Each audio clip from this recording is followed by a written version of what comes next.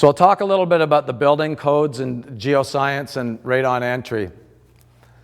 So there's changes going on across the country. Ontario specifically, there's a bill in the final reading in the legislature in Ontario right now that's going to make an amendment to the Landlord Tenants Act, which will make it mandatory that all ground floor, any units in contact with ground floor and any below grade units have to be tested for radon.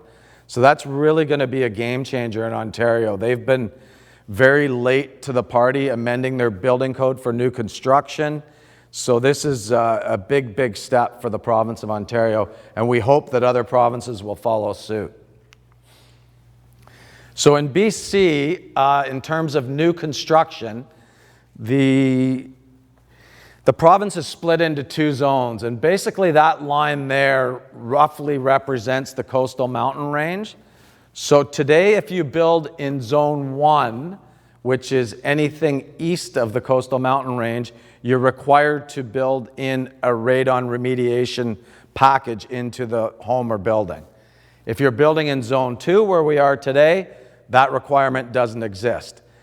And part of the reason I think that happened is in 2013, when radon was introduced into the building code in BC, there hadn't been a lot of testing done in Zone 2, so they just kind of left it as Zone 1. But today, with the testing that's been done, on the North Shore of Vancouver, we're seeing some high levels up in Lynn Valley.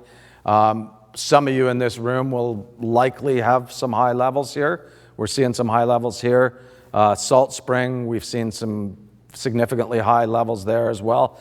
So we see a change coming to the BC building code that will eradicate this dual zone system. Just the entire province will have to rough in. And I think that'll happen, if not this year, next year. So this is basically what has to happen in a new home in BC right now. There's a pipe, as you can see. This house is kind of interesting because it's got a split foundation to it. So there's two slabs there that don't communicate. And what I mean by don't communicate, it means that they're not connected, or there's a footing breaking the airflow beneath the slab. So at time of construction in this house here, there's a 4-inch Schedule 40 pipe that goes into a clear gravel layer below the slab, and it gets connected to the other one here, and it's vented outside at the time of construction. So that's the requirement, whether it's a commercial building, a school, a house. That's the minimum prescriptive code for the province of BC. It's great that it's in there. In my opinion, it kind of stops short on a couple areas. One, that there's no mandatory testing of the building. So the building's built, it's got this system in it. The onus now falls on the owner to understand what that system is. And a lot of times that's going to be buried behind walls. They'll never see it. They may see it in the basement or crawl space, but they won't know what it is. So if nobody's forcing them to test, then it gets kind of pushed to the wayside quickly. In Ontario, the city of Guelph made a decision not to wait for the building code provincially to change. So they enacted their own building code, and they actually were the first municipality in Canada to have mandatory testing. So the builders build, they have to rough this in, and they have to test to get an occupancy permit. So since they enacted that, the County of Elgin has enacted it. Thunder Bay's moving that way. It hasn't happened yet, but they're very close to moving that way. And we've actually got the City Council in Sudbury talking about it now as well. So if I was going to test a house, which many of you have just gone through this process, this diagram is kind of an interesting diagram that myself as a professional, the blue dots there indicate areas where I'd put detectors. And I'll kind of walk you through why I would test in these various areas here. So right now, Health Canada recommends that you test the lowest lived-in level in the building. And that's defined as an area where somebody spends 4 hours or more a day. So in this house, you can see there's a bedroom down in the basement. I'd want to test that for sure because hopefully, I only sleep about 4 hours a night, but most people sleep more than that. And you definitely want to know what the levels are in the lower level. And there's a lot of space in this house between two bedrooms down there. if it was me for the price of the detectors, I'd run 2 tests, 1 in each bedroom. I want to test up on this level here, and the reason I want to test there is that while radon is a gas, and it's 7 times heavier than air, it's also unique to a lot of gases in that it's highly soluble in water. So if your house is on a residential well and you test high for radon in the air in the house, I guarantee you, you will have radon in your water. I've yet to see a house in North America that does not have that. And the radon in the water, there's no science yet that validates that there's harm from ingesting radon-contaminated water, although MIT in the US is studying right now the link between stomach and colon cancer in the state of New Hampshire, which has some of the highest radon in water levels in North America. So what I'm worried about and want to test up in the bathroom here is when the water enters the house and in the shower, the sink, the dishwasher, the toilet, it's aerated, that releases the radon back into a gas form. So there could be unusually high concentrations of radon in the bathroom there. So that's why I've got a detection device up there. And I don't want to give granite countertops a bad rap because in my opinion, they get too much of a bad rap with respect to radon. But I would be interested to test up in the kitchen with the granite countertops. There's only one incidence that I'm aware of in North America where the granite material, finishing material in a building has been the highest contributing source of radon, and that was in New York City. There was a condo above Central Park that had granite floors, granite countertops, granite walls, everything, and that it was Ubatuba, which is some granites have more radon in them just by default because they have more uranium content, and Ubatuba, the black, deep black granite, has a lot of uranium in it, and so that in that particular apartment, that was driven to be the source, determined to be the source rather. So again, you can't test each building the same. You have to look at the building, you look at the building's interaction with the ground, you have to look at is it on a well. So people get frustrated. They say to me, can't you just give us a carte blanche cookie cutter solution?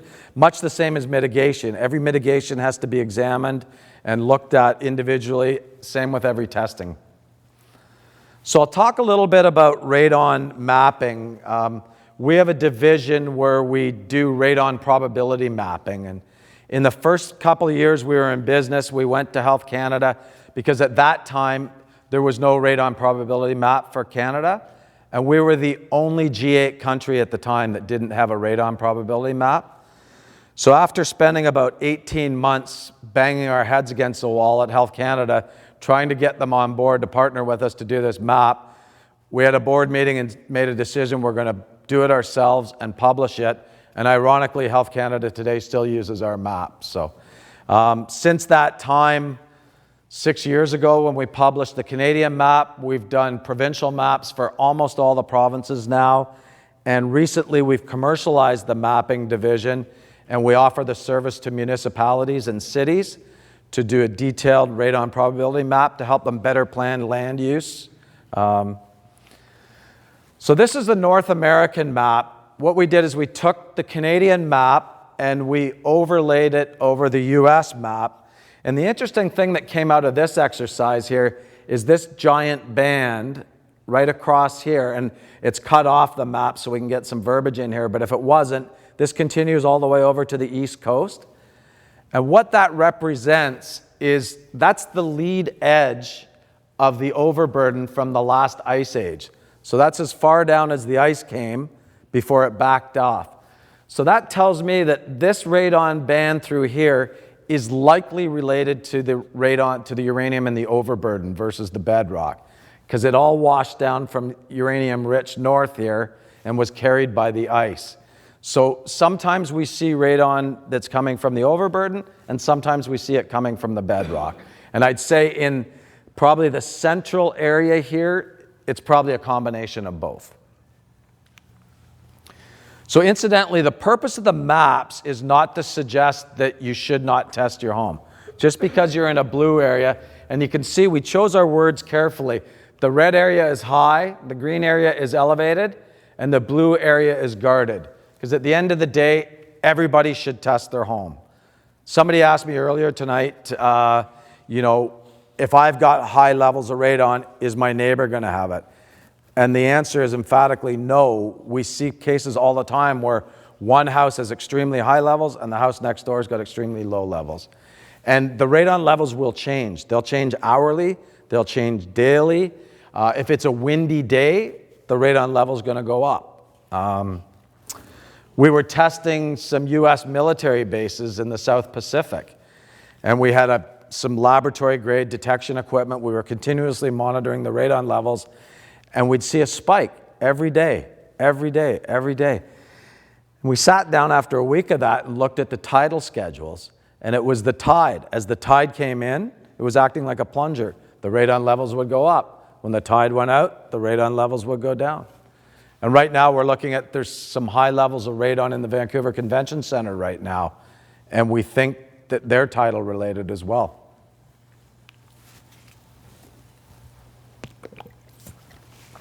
So this is a position statement from my boss, Alan, who's our president and CEO, and also is the president of KARST. And KARST is the Canadian Association of Radon Scientists and Technicians. So it's a bunch of a combination of radon scientists, and people like myself are members, and we get together once or twice a year and we have conferences and we share the latest radon information amongst ourselves. And the good news is that with proper testing and mitigation, you can reduce the radon levels and the exposure from radon.